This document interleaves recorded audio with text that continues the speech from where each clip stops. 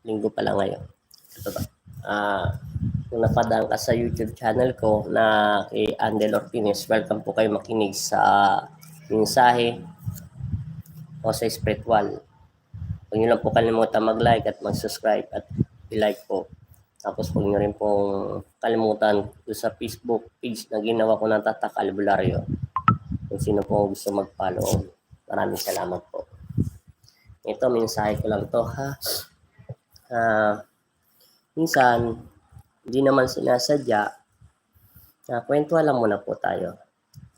Mamaya pa magagamot, alas 5 pa ng hapon. May darating pong pasyente.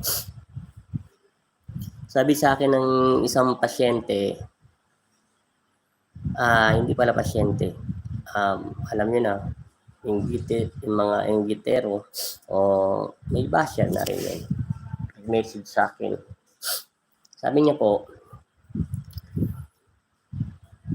sa akin, mga apostol lang daw ni Jesus ang nagpapalahis ng mga demonyo. Sagot ko sa kanya, tinanong niya kung pari daw ako. Sinagot ko hindi ako pari. Hindi nga ako nakapag-aral.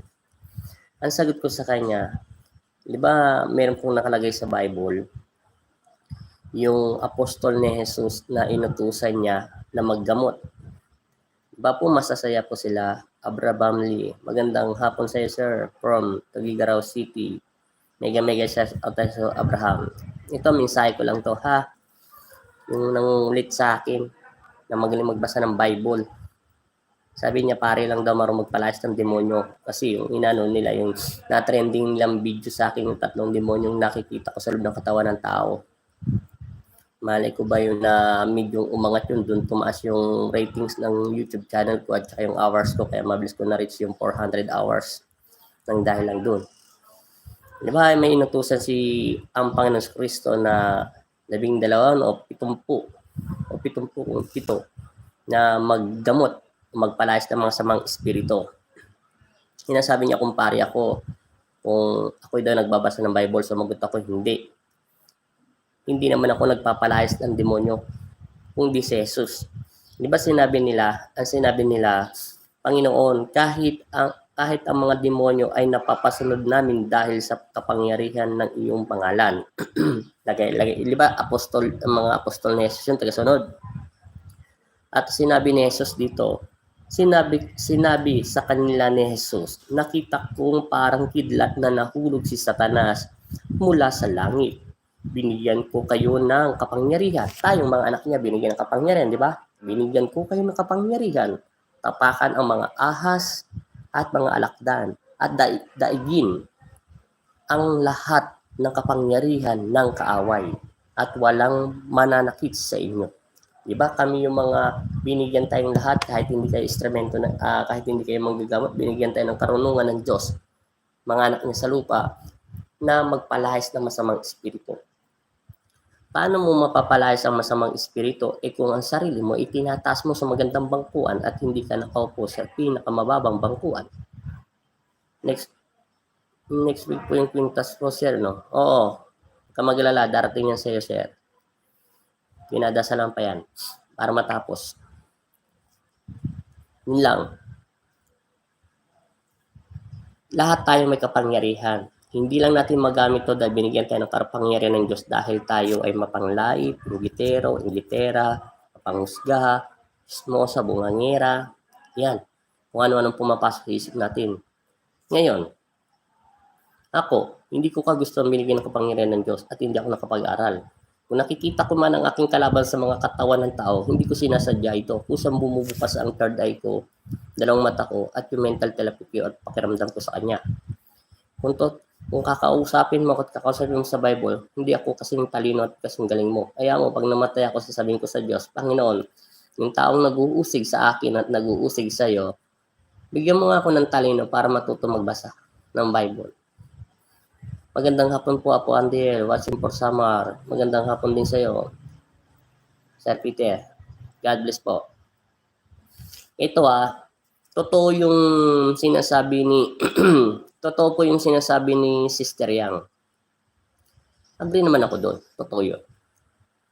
Maraming nagpapagamot. Iba, kayong nanonood, lahat tayo. Di ba ang sarap tumulong maggamot sa mga pasyente? Di ba? Una, masaya ang puso natin. Nagugulat tayo kung paano napapakalas o sa isang stick. Hindi lang naman nakukuha doon sa stick ang kapangyarihan eh. Kung hindi sa hilinghan ng Panginoon Kristo.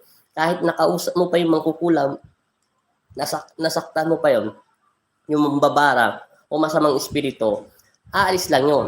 Kung wala kang kapangyarihan na magtaboy at selyuhan, babalik at babalik din po yun. Yun ang sinasabing kong hilinghan. Kung gusto niyo po matuto, anytime, lahat tayo may kapangyarihan. Pero ito lang po ang mapapayo ko at mensahe ko talaga. Hindi ako galit, wala ko karapatan magalit sa inyo. Totoo lang po ang sinasabi niyo ni Sister yan. Narinig ko lang yun kanina sa YouTube pagbukas ko. Ang sabi niya, marami na daw siyang ginagamot na mga mayayaman. Pag ginamot, hindi nagpapasalamat, gumaling man o hindi, ewan ko lang. Tapos parang naglalahong bula. Nangyari na po sa akin yan eh. Kaya minsan, ayaw ko maggamot ng online. Wala naman ako wifi. Kahit may wifi ako, okay, hindi rin ako magagamot. Alam niyo kung bakit? Ang sarap tumulong. Nakikita mo yung tao, mahirap, mayaman, may kaya, o wala naman gumagaling. Ito, totoo to. Walang kasinungaling dito kasi wala naman ako ipagmamalaki sa inyo. Alam ng Diyos ang nasa puso ko. Yung ako yung una tinanggihan ko paggagamot, naggagamot-gamot ako, hindi ko sa puso. Wala pa akong tiwala sa sarili ko. Yung unti-unti, naggamot na naman ako, natutuwa ako at gumagaling yung pasyente. Yun lang kaligayahan ko. Kasi may trabaho ko, hindi ko naman siniseryoso yung paggagamot eh. Malaki ang kinikita ko sa trabaho sa pagdadrive, paggagawa ng sasakyan.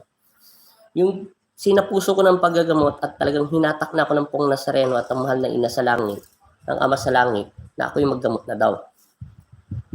Doon ko natutunan ang lahat ng bagay na sinasabi ng Inang Salome ko na ginawa ko lang itong pinakinggan ko at pinabas ko lang sa kabilang tenga. Hindi lahat ng nagpapagamot ay mabuting tao. Totoo yun. Hindi rin lahat naman yung nagpapagamot ay sila may kasalanan. Kaya sila nagkakasakit ng dahil din sa kanila. Kailangan maalam niyo po yun. Mabusisi ako eh. Alam nila. Mabilis ko pag-aralan yun. Katulad yan sinasabi ni Sister ya. Totoo yun. Naggamot ka ng maggamot, masaya ka, gumagaling sila. Alam mo bang masaya ka, gumagaling sila at pinagdarasan mo? Ewan ko sa iba kung na-appreciate nila yun. Totoo po yun. Yung mga may kaya sa buhay, yung mga mayayaman, sila pa ang pinakakuripot kaysa sa mga mahirap. Ako nga naggagamot ako para may nagbudok sa isip at puso ko eh. Yung kuko marumi. Lahat. Parang ayaw ko pahulugin doon sa donation box, sinasabi ko, wag na ho, magagalit ng Diyos. Sige ho, kasi gumaling naman kami. Wag, ayaw ng Panginoon. Pero alam niyo po ba yung mga ganyan sinasabi ni Sister, yung mga mayayaman? Ay, totoo yan. Ilang beses na nangyari sa akin yan. May kotse. 2 kotse. May bagong kotse, may lumang kotse, may motor 3, 4, magaganda trabaho sa anak, tapos magaganda trabaho sa opisina. Una, awang-awa ko eh, kasi parang langgunisan pa. Alam mo, una, nagbigay siya ng 200 kasi sinabi niya marami na daw siyang gastos, ganyan-ganyan. Sabi ng Panginoon, babalikan siya ng 2 linggo, binalikan siya. Abay, natuyo, nagulat yung doktor. Alam mo, nakiusap na servicing ko na lang siya, imbis kaya niya na maglakad at magaling na siya para magpasal sa Panginoon. Hindi, sinubukan lang siya ng Diyos. Alam mo, yung sinervice ko siya, motor pa ng asawa ko, 100 na lang ang binigay at nakakalakad na at nakakatayo na. Ganon. Pero mayaman ha. Mabuti sana kung bahay na pupunta mo, butas ang bubong. Pero malaki bahay. Ako yung dating hindi ako marunong maggamot. Totoo sinasabi ko. Ako, prangka ako maggamot. Kilala niyo ako kung napapanood niyo ako. Lahat ng detalye, hindi ako bumibitaw ng salita na kinulang ka ng kamag-anak mo. May nakikita ko sa iyong elemento. Kakausapin ko yung patay na pumatay sa asawa mo. Bakit? Akala mo makakausap mo yung patay na ganun kabilis? Hanggang hindi ka dumadaan sama namin sumasampalataya na wala kang pahintulot sa Panginoon Kristo na kunin ang kaluluwa. Lalo ito pag nasa langit na, hindi mo makakausap yon. Paputol ko sa daliri ko sino mong gagamot na makakagawa nun. Yung nang sulumin ko nga, hirap na hirap sa ganun. Daming taon pa eh. Maaari lang yung patay kung wala pa sa langit. At sila ay nasa lupa pa at hindi nila matanggap ang kamatayan nila, madali sila daputin. Yun po yun. Hindi ako bumibitaw na kinulang ka ng kamag-anak mo. Kailangan ko ng prueba, totoo, katapa. Kasi si Satanas, sinabi ng inang Solomon at lolo ko, yan daw, kaya niya magawang anghel, kaya niya gayahin ang anghel, dahil anghel naman sila dati. Kaya niya maganyang tao, kaya niya maging patay, kaya niya sabihin niya nagmamakawa siya, sinaktan ako ng ganito. Kailangan maramdaman mo yung sense niya, kung totoo sinasabi niya at puso niya. Tapos pakiramdam mo, mas magtanong ka sa anghel ng Diyos. Hindi ka basta-basta naniniwala sa mga ganun-ganun kasi susubukan niya ang pananampalataya mo at maisang ka niya. Sisirain niya ang paggagamot mo. Yung iba naniniwala sa ganun. Ako hindi basta-basta naniniwala kasi nararamdaman ng puso ko na sinungaling na sa loob ng katawan niya. Ayan, meron nga akong ginamot eh. Ang dami-dami ko na rin ginamot ng mayayaman. Hindi naman sila magbibigay ng pasyente kung hindi sila gumaling, di ba? O, totoo yun. Kasi nagulat ako, gumaling sila. Babalik sila mga 2 linggo, 3 linggo, 1 buwan. May dala-dala silang pasyente. Pinagaling daw. Ayan, yan. Nagtataka nga sila eh. Bata pa yung manggagamot. Akala ko matanda na. Sinagot ko, bakit lahat ba ng manggagamot na pinaggamot ng Panginoon Kristo? Puro matatanda. Sabi ko, dumaan din sila sa kapagkabata. Yan, gumaling sila. Alam mo ba ibibigay? May kotse, maganda. Alam mo ibibigay 150 pesos. Minsan nga may nagulog pa ng donasyon. Sira pa 20. Hindi ko na lang sabihin, wag na lang sana maghulog. Kaya hindi ko masisisi. Minsan yung nakikita ko sa YouTube, yung gusto, yung totoo naman sinabi ni Sister yan, marami siyang ginagamot. Oo. Nangihina din kami. Nangihina din sila. Medyo maswerte nga lang ako ng konti, kaya kong kontrolin ang panghihina ng katawan ko kahit umabot pa ng 100 taong gamutin ko at ilutin ko. Makainom lang ako ng tubig at magkaroon ako ng tubig ng 1 baso sa loob ng katawan ko. Ayun ang magiging energy ko. Pero tao pa rin ako. Tao pa rin sila. Kaya sila, hindi maiwasang maningil. Hindi ko naman sinasabing maningil eh. Sana pag nagpapagamot o nagpapahirap lalo sa pagilot, mahirap po magilot. Lalo kung pumalpak ka sa ugat, lalo sa shoulder, sakit dito sa puso, dito sensitibo ugat, sa may tuhod.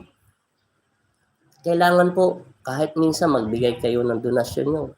100, 150, 50, ganun. Hindi, naguhulog kayo 10, 20. Pambili pa nga lang ng langis, mahal-mahal na. Yung ganyan nga lang langis to, 350 na eh. Lulutuin pa yun. Titimplahan pa ng halamang gamot. Kaya akala nila ganun-ganun. Tapos bibili ka pa ng kandila. Okay lang sana yung manggagamot. May sarili siyang negosyo. May tindahan. Yan. Totoo yung sinasabi ni Sister yan. Nakita ko yun. Kapopost niya lang ngayon. Kaya ayaw niya na maggamot sa online. Kaya hindi ko siya masisisi. Yung iba nga, nagbabayad yung iba kong pasyente, naririnig ko, galing sila sa mga sikat na mga manggagamot pa, yung mga sinauna-una pang manggagamot sa YouTube. Ang lalaki nga ng sinisingal sila, 2 beses sila nagagamot eh. May 4-4 pa, may 2-3, tapos may 8-5, 8-7. Kasi hindi naman sila gumagaling, 4 na beses na sila pumupunta. Tapos pagdating dito, mali-mali naman na sinabi. Tapos bigla silang tumatay at gumagaling. Hindi ko sila sinisingil dahil alam ko marami na silang pinanggalingan. Pero nagbibigay sila, minsan 500, 700, 1,000, 1,500. Yun, hindi ko sila sinisingil. Pero yung magbibigay ka ng 50 pesos at 20, common sense na lang sa mga manggagamot. Napapagod din po sila. Napapagod din po kami. Akala nyo ba yung sakit nyo hindi pumapasok sa katawan namin? Kung paano ang isang manggagamot na naturuan lang, wala po siyang protection. Magaling lang po siya mag-ipit na kakausap niya, pero wala po siyang protection sa katawan para pananggalaan niya yung mga kalaban niya. Dati ganun po ako. Hindi pa ako sinusubukan at hindi pa namamatay yung lolo ko at hindi niya pa sinali sa akin yung bato niyang puti.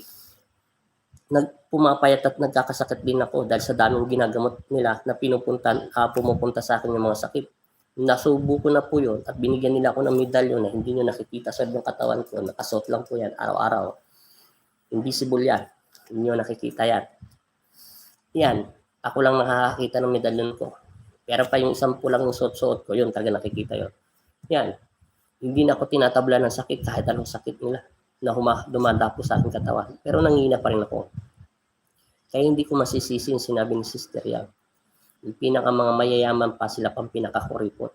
Huwag kayong magagalit. Totoo naman yun. Ako nga mahirap eh. Nagpapahirot lang ako dati. Nagdadrive ako, nagpaparkila ako. Markila ako sa Batangas 3 araw swimming. Naghahanap ako doon ng maghihilot. Magbibigay pa ako sa maghilot. 250, 200, 300. Pag maganda-ganda, nawala yung sakit ko. Sakit ko yan sa likuran kasi nagdadrive ako ng jeep. Punta pa ako sa Pangasinan, naghahanap ako ng maghihilot, gano'n. Kahit saan-saan. Pag mga isang linggo ako sa Arkila. Kaya hindi ko siya masasabi kung bakit siya maniningil. Siyempre, nagbabayad ko siya ng wifi niya. Katulad yan, online, maggamot. Ang sakit sa lalamunan niya. Mahirap maggamot ng online. Kaya minsan tinatanggihan ko. Okay lang yung mga nagpapatawa sa akin, yung mga dati kong pasyente. Yung nagbigay sila ng konting donasyon nila. Yung pabor sa akin yon. Pero yung mga iba kong pasyente na binibigay lang sa akin na magaling magtawas yun, makikita agad yung sakit mo. Hindi ko na tinatawas yun. Nagtatawas lang ako sa ibang bansa lang.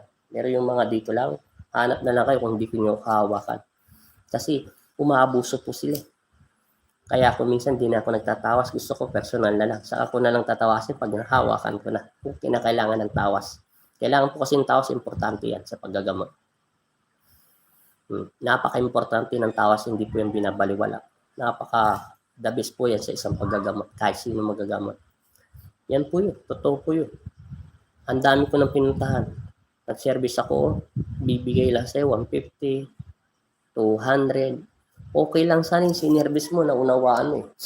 Yung walang bahay, mga anak nila, mahaba kuko, sinisipon, okay lang. Pero makikita mo naman, may wifi, malalaki TV, tapos gumaling.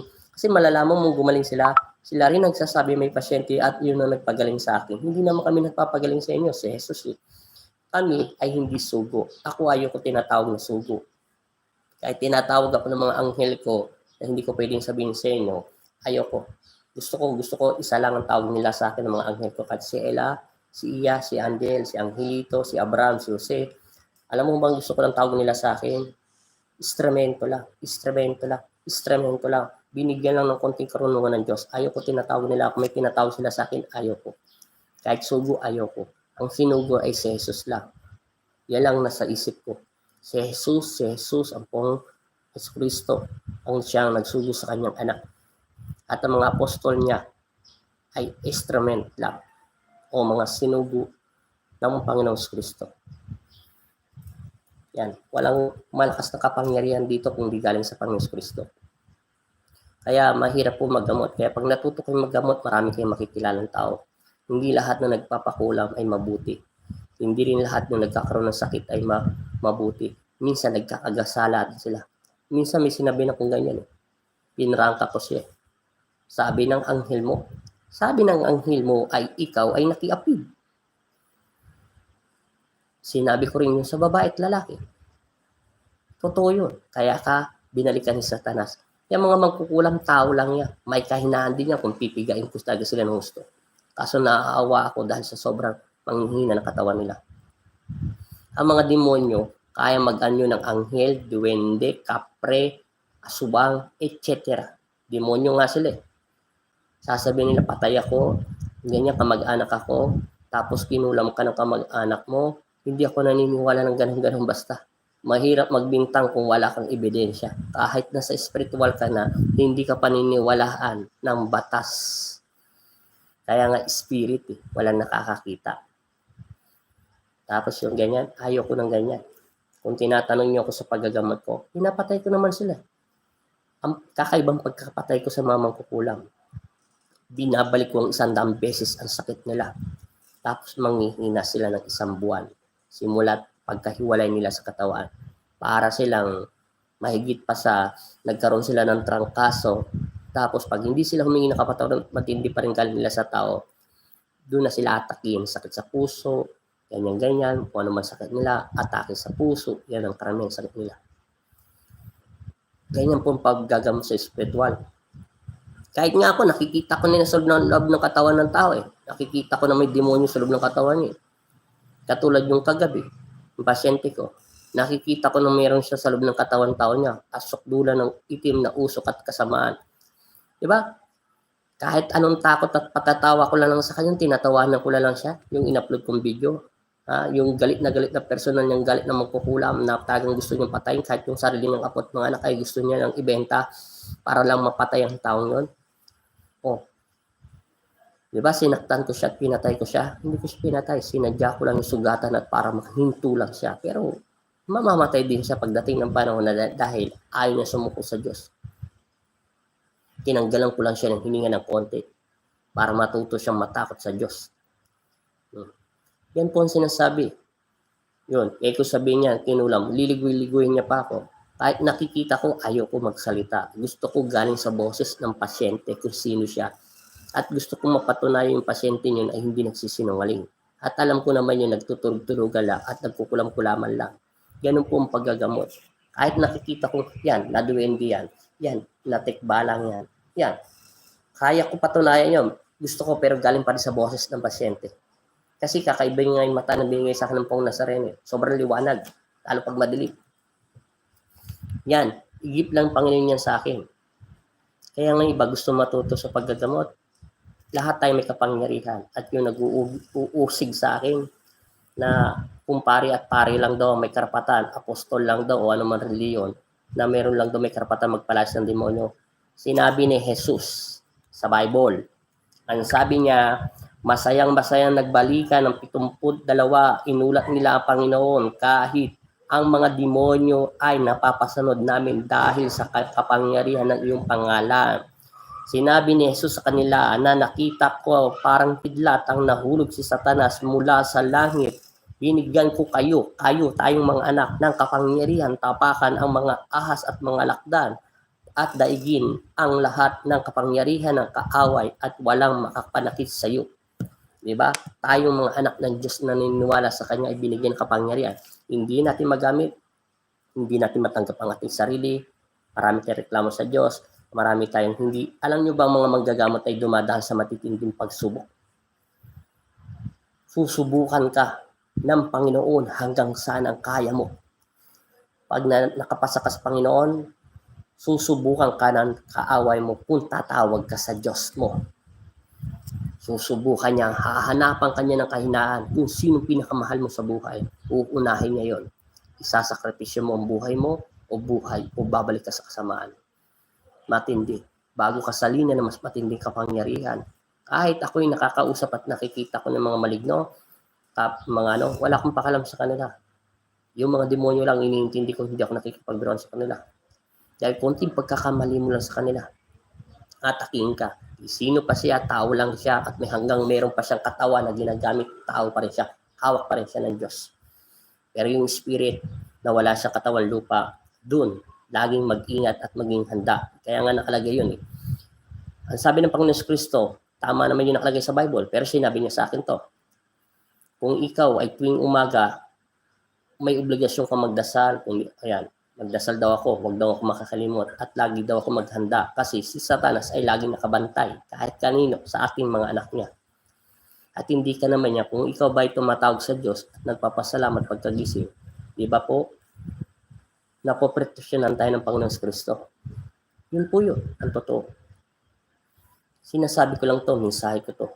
Kaya yung iba, kung hindi ako nagtatawas at hindi ako nag-online maggamot, dahil alam ko na mangyayari. Dahil bago ako pinadala ng aking ama dito sa Pampanga, marami akong tanong sa lola at lolo ko. Pumanda ka. Kaya nga sinabing hindi lahat ng mga manggagamot ay totoo. Gagawa sila ng himala. Dahil bakit? Dahil alam nila, pag sila ay sumikat at maging asensya na, itataas nila ang sarili nila. Ako nga hindi ko sinasabing ako nagpagaling sa pasyente.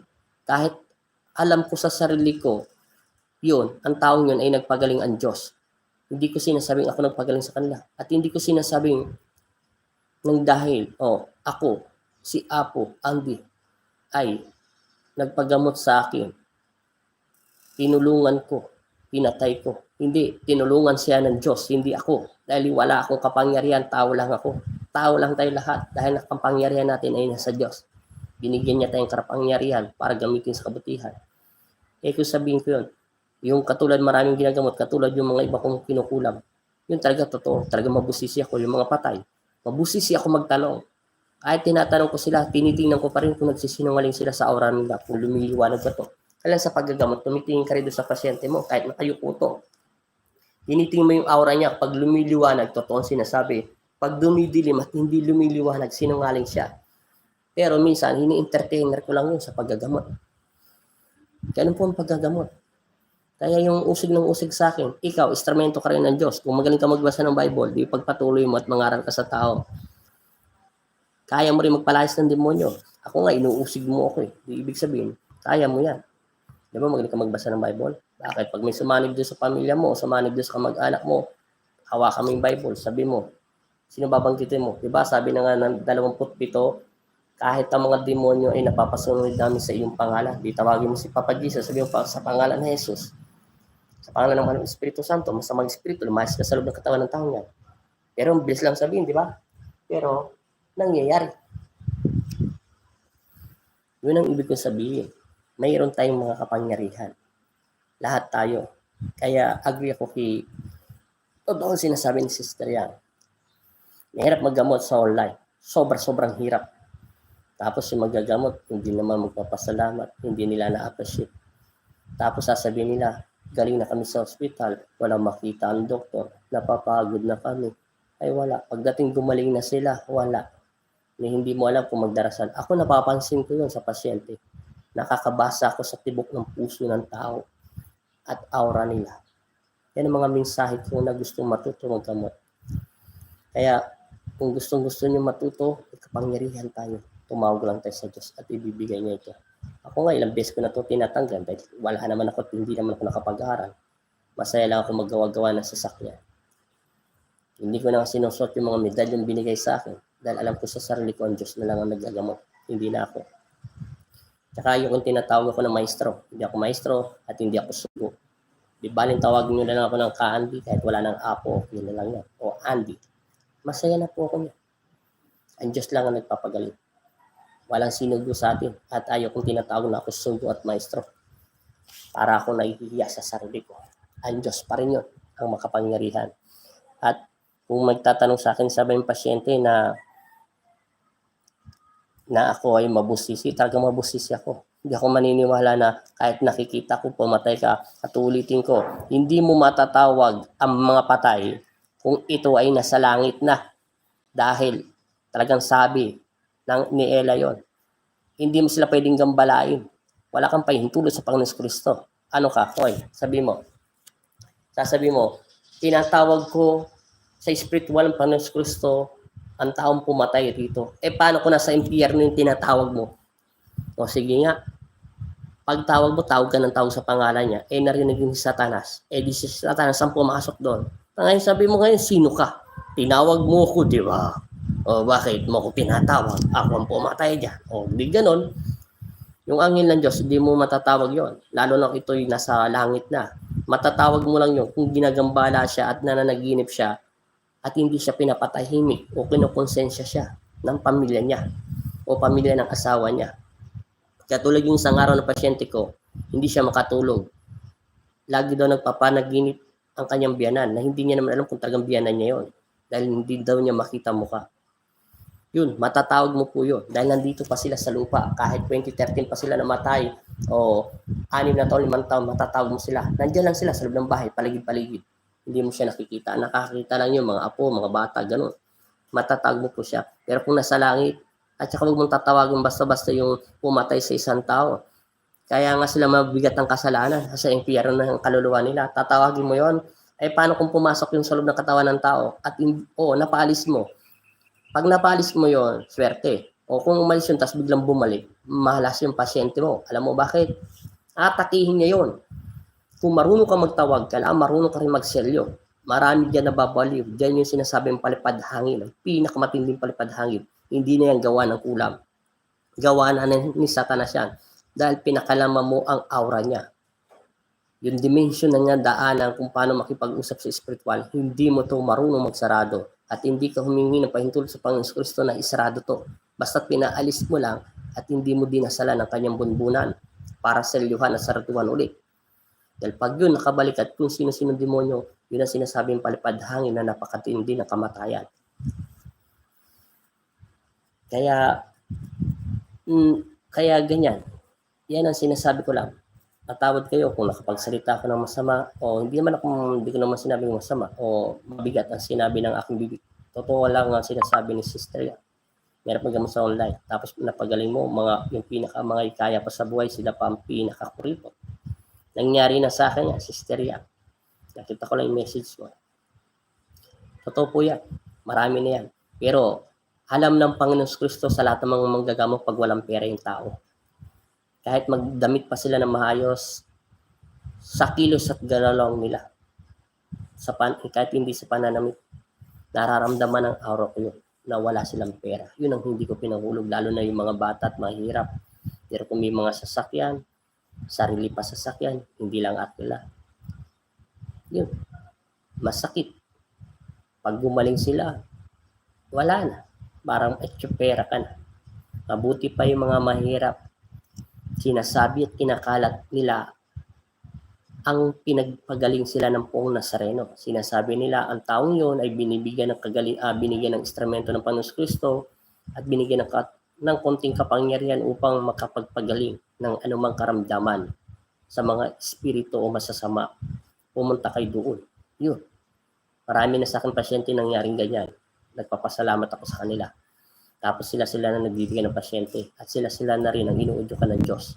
Isa doon sa may mga kahit mga mayayaman pang sarili at ginagawa lahat ng ibang manggagamot na parang sarili lang, pang sarili lang. Mali po yun. Dapat ihayag nyo ang salita ng Diyos. Ang Diyos ay makapangyarihan sa lahat at wala nang iba. Nasa tao lang ang pananampalataya. Hindi lahat yung kinukulam yan ay yan ang dahilan na may sakit. Kung hindi tayong mga tao dahil sa kasalanan natin. Ngayon lang natin na-realize na ang mga kasalanan natin ay hindi tayo nagtatawag sa Diyos at hindi tayo nananalangin. Ngayon may sakit na tayo, lagi niyong sisisihin, kapitbahay, inggit, ganyan. Yung panahon ba kayo ay malakas, nagpasalamat ba kayo sa aking Ama at nanalangin ba kayo? Kaya ako ngayon, araw-araw ko binubugbog na punching bag ng nagpalaki sa akin. Halos sinugatan at plancha niya yung mukha ko eh. Hindi ko sinabi sa Panginoon Kristo sa utak ko eh. Kung may masabi man ako, wala akong maalala. Patawad Panginoon, pero alam niya yun.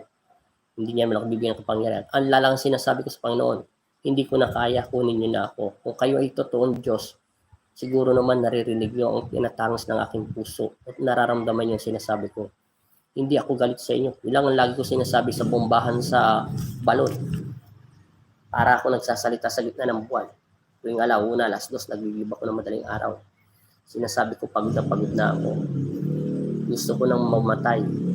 Hindi ako galit sa Panginoon. Galit ako lang sa taong nagpalaki sa akin. Yan lang ang sinasabi ko lagi. Hindi ko inusig ang aking Ama. Kaya, lahat ng mga manggagamot ay mabuhay. Lahat. Kaya hindi ko sila masisisi kung naniningil sila ng malaki. Nasa kanila na ang pasya, wala na sa amin. Wala na sa kanila, nasa kanila. Kung sila ay naniningil, katulad ni Sister Yang, marami siyang ginagamot, gusto niya na maningil, nasa sa kanya kung magkano.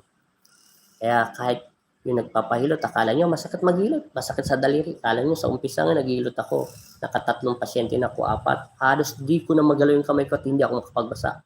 Yung nasanay na ako maghilot, bali wala na sa akin. Pero pag umabot ako ng 10 pataas, sumasakit ulit yung mga daliri ko.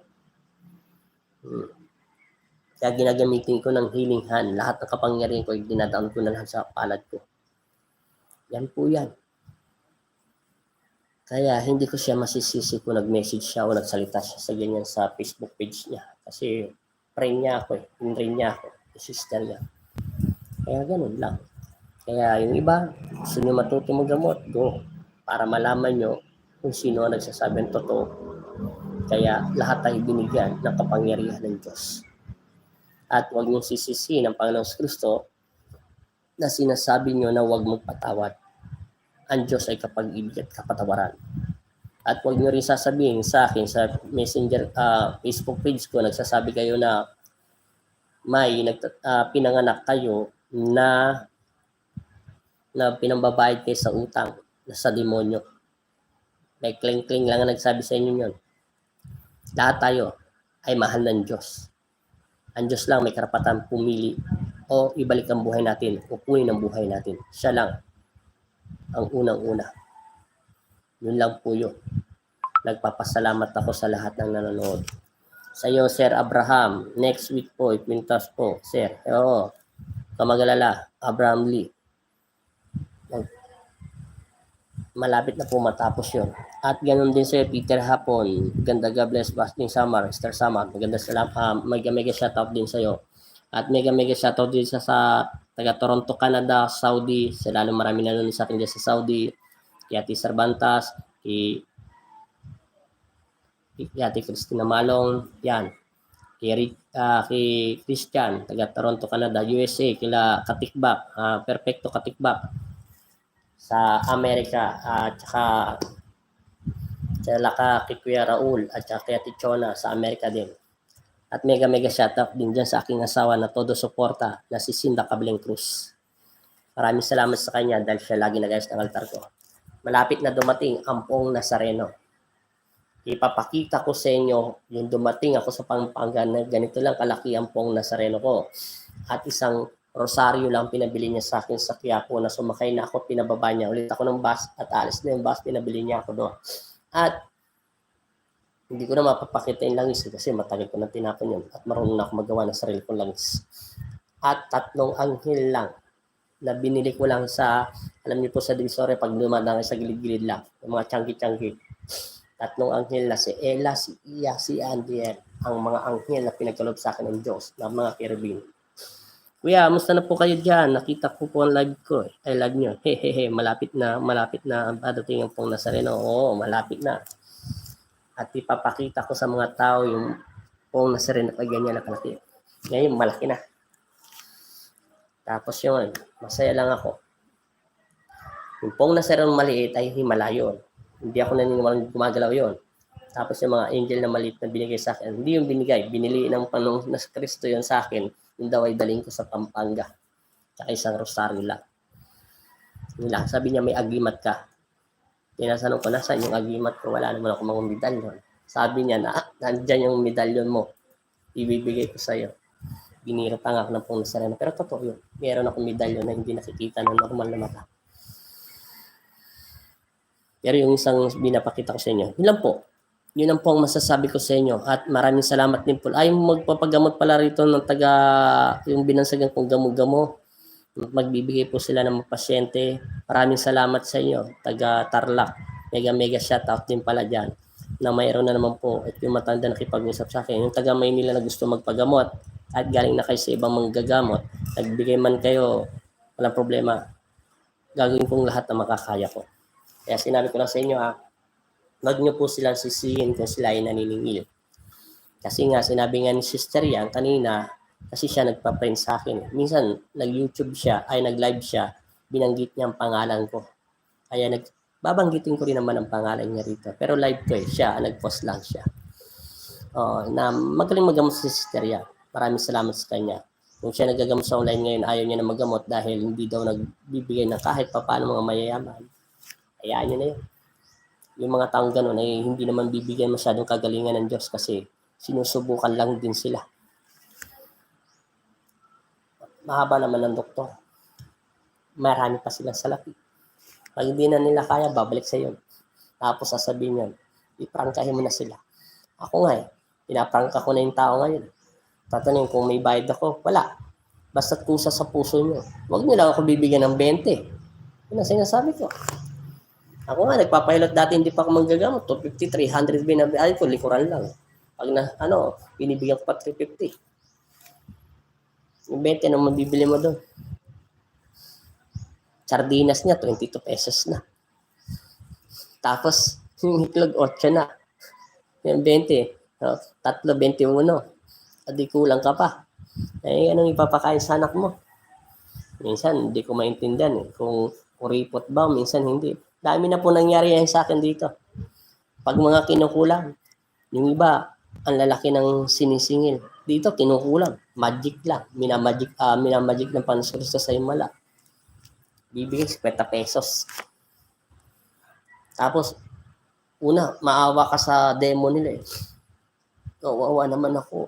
Ang dami ko na nagastos sa ospital. Sisilipin mo, ganda sasakyan. Wow, akala naman nila, hindi ako nagdadrive dati. Akala nila, hindi ako marunong tanungin ng mga sasakyan. Tapos na pag napalakad ang napalaya yung demonyo, ayun. Ibigay sa'yo, 20, 50, 100. Ay, Ginoo. Minsan gusto kong tumawa. Pero yung mga kuripot, yung pa, ang pinakagalante sa lahat. Ay, kuripot, pinakamahirap pala. Kaya naawa ko sa kanya. Kaya nga ako, ayoko . Ako, Yung mga nagpapatawas lang sa akin, importante tawas yan, yung mga nagbigay talaga. Kahit magpatawas sila, tinatawas ko sila at nilalabas ko. Yung mga taga ibang pasyente na una nagbigay sa akin, kasi pag dumating naman sila, na kaya pumunta sila sa amin dito, sigurado, meron silang dala. O pag sinabi ko hindi kakayanin sa tawas, na kailangan nyo pumunta rito. Pag kayo nahaya, gumaling sila, salamat. Yun, sinasabi ko lang sa lumalabas tawas. Yan. Dati na nga nasa Pinas pa ako eh. Sardinas, 15 pesos lang, tapos egg 5 piso. Pero pesos ngayon lang pala eh, gold na mga bilhin. Oo, Christian. Sardinas, 25 pesos na. Tapos bigyan ka 20, pumilipit yung leg. Alam mo ba yung mga ginagamot nila rito pag walang kulam, tapos magbabayad sila ng 4,000, 4,400, 6,000, 8,000 na hindi mapagamot. Minsan, hinahawakan lang yan ng demonyo. Kahit ako, hipan ko lang yan. Tapos idoon ko lang yung konti, kahit balansahan siya, painitin ko lang yung posporo, lagyan ko lang ng kuryente diretso sa kanya. Gagalaw yun. Nabuti pa nga sila, may ganun kalaki. Kung alam mo lang kung dito, ang dami ko ng ginamot na ganyan, ang dami-dami na, kung bibigyan ako ng ganyan, ako na nakabili ng Pong Nazareno. At nakabili na rin ako ng gagamitin kong pang-vlog, yung matagalan ng video. Kaya nga minsan, hindi ko pinapatagal ang video. Minsan may kleng-kleng tong cellphone ko eh. Minsan, ang ganda ng kuha, wala naman record. Tapos minsan, putol-putol naman. Minsan, nag-vlog, wala naman ilaw. Ganun. Kung ako lang ganon, masaya na ako maggamot nyo. Pero hindi ko magawa eh. Hindi ko kaya konsensyahin. Nakukonsensya ako. Basta't buka lang sa puso nyo. Hindi naman ako naniningil sa paggagamot eh. Nasa ibang manggagamot na yan kung gusto nila maningil. Hindi mo sila maaawat. Kasi nangihina din po sila. Kailangan din po ng pamilya ng asawa nila. Yun lang po yun. Lahat po mahal ang bilihin. Kailangan nyo ng doktor, kailangan nyo ng spiritual. Ginagawa naman po namin nila lahat eh. Kami. Yun lang po. At maraming salamat po sa mga nakinig. At mega shoutout sa inyo. Kaya nga sinasabi ko sa inyo, nakalagay yan. Sinabi ni Jesus, at wag mo na akong usigin, sir, ha? Pinaliwanag ko na sa'yo, sir. Hindi ko nasasabihin ng pangalan mo, sir. At nakuha ko naman yung kompleto mong pangalan sa YouTube ko, sir. Tandaan nyo po, masayang masaya. Ulitin ko to, sir, ha? Hanggang 42 minutes na tayo, sir, ha? Hindi ako pare, hindi ako ministro para sinasabi mo kasi kung ministro pare ako, dapat ang may karapatan authority lang ito, yung mga may pare at ministro para magpalas ng demonyo. Hindi ba saan ba galing yung mga apostol ni Jesus? Ito ay magsasaka, mangingisda, etc. Ganyan, di ba? Sabi, masayang bumalik ang 70. Salamat, sir. God bless po always. Salamat din po, Sir Abraham. 20 inulat nila, Panginoon, kahit po ang mga demonyo ay napapasunod namin sa pangalan, sa kapangyarihan ng iyong pangalan. Diba? Sinabi naman ni Jesus doon, diba? Nakalagay sa Bible, nakita kong parang kidlat na nahulog si Satanas mula sa langit, binigyan ko kayo ng kapangyarihan, tapakan ng mga ahas at mga alakdan, at dagin ang lahat ng kapangyarihan. Nananakit sa inyo, itaw po, saglit lang po.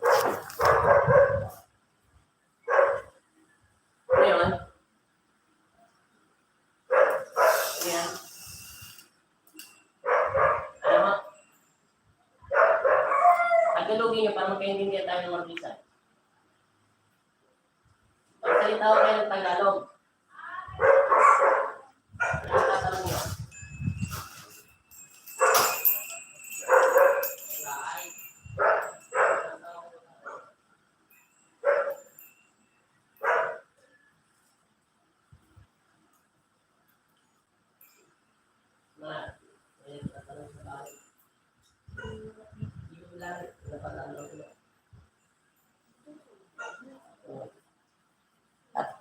Maraming salamat po ha. May dumating tao, pasensya na kayo. Mapapahaba pa na sana kwentuhan natin. Sir, wag mo na kusigin ha. Nakalagay doon sa Bible yan ha. Binigyan tayo ng authority ng kapangyarihan ng Diyos. Kaya anuman, no, reliyon mo, magpalayas naman sa mga espiritu. Ganun ka rin. Magaling magbasa ng Bible. At yung sinabi ni Sister Yang, totoo yun. Pero ako, kahit konti lang, masaya na ako makatulong sa aking kapwa ng abot ng aking makakaya. Maraming salamat sa lahat ng mga manggagamot dyan. Maraming salamat din sa mga nagpapagamot sa akin. At mega shoutout sa inyong lahat. At pagpalain nawa tayo ng Panginoon Kristo at malayo tayo lahat sa sakit, trahedya, sa kunad, disgrasya, panganib, ang mga taong na gustong manakit at masamang iniisip sa atin. Nawa kayong unat maghari sa ating buhay at magpasawalang hanggan. Amen. Sumain niyo po ang salita ng Diyos. Ay, salamat sa Diyos. May panonood naman ako. Pasensya na, thunderstrike. May dumating pasyente. Bitin. Kanina, pasensya na. Mega shoutout na lang sa iyo. Pasensya na, sir. Patawad po. Patawad.